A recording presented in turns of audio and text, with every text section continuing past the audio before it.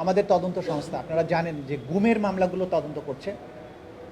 তিনটা জটিলতম গুমের সেন্টার আয়নাঘর আমাদের এই ইনভেস্টিগেটররা তদন্ত করেছেন, আবিষ্কার করেছেন। তার মধ্যে টিএফআই সেল বলে যে সেলটা ছিল সেটার ভেতরে যেটা ভূগর্ভস্থ অনেকটা বলা যাবে সেমি ভূগর্ভস্থ সেলগুলো আবিষ্কার করেছে, যেগুলো ওয়াল তুলে বন্ধ করা হয়েছিল, ওয়াল ভাঙতে হয়েছে,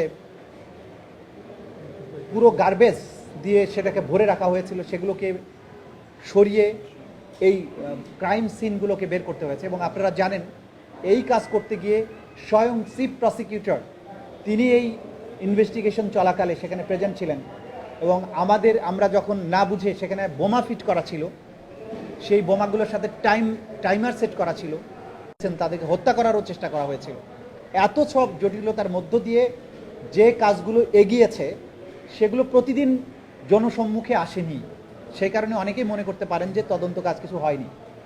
তদন্ত কাজ যা হয়েছে, যেদিন প্রথম দিন ফর্মাল চার্জ দাখিল হবে সেদিন থেকে সবাই উপলব্ধি করতে পারবেন। আর আগামী একদিন পরে আমাদের এই তদন্ত সংস্থা এবং প্রসিকিউশন কি কাজ করেছেন সেটার ব্যাপারে আমরা একটা ডিটেইল প্রেজেন্টেশন আপনাদের সামনে প্লেস করতে পারবো আশা করছি 2-1 দিনের মধ্যে। সে ব্যাপারে এই ব্রিফিং শেষে আপনাদের মধ্যে যারা শুধু রিপোর্টার তারা এসে একটু আমাদের কনফারেন্স রুমে বসবেন, আপনাদের সাথে আমরা কথা বলতে চাই। তো মোটা দাগে কথা হচ্ছে হিউজ পরিমাণের কাজ হয়েছে।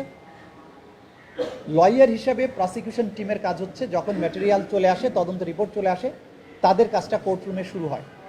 কাজেই আমাদের যারা এই মামলার আসামি তারা নানানভাবে এই বিচার প্রক্রিয়াকে প্রশ্নবিদ্ধ করার জন্য চেষ্টা করবেন।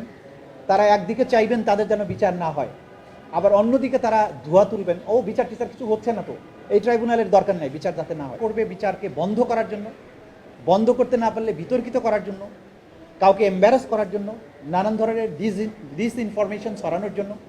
এই সম্পর্কে আমরা সচেতন আছি এবং তারা যে ষড়যন্ত্রগুলো করছে ট্রাইব্যুনালের তদন্ত সংস্থা প্রসিকিউশন এই ব্যাপারে সম্যক অবহিত এবং তাদের অনেককে চিহ্নিত করা হয়েছে।